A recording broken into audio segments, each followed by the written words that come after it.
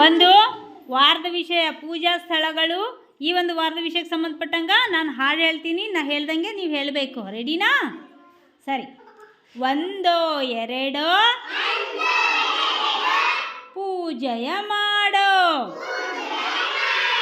3 4 ಹೂಗಳ ಹಾಕೋ.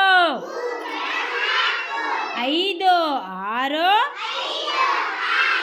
ಧೂಪವ ಹಾಕೋ. 7 8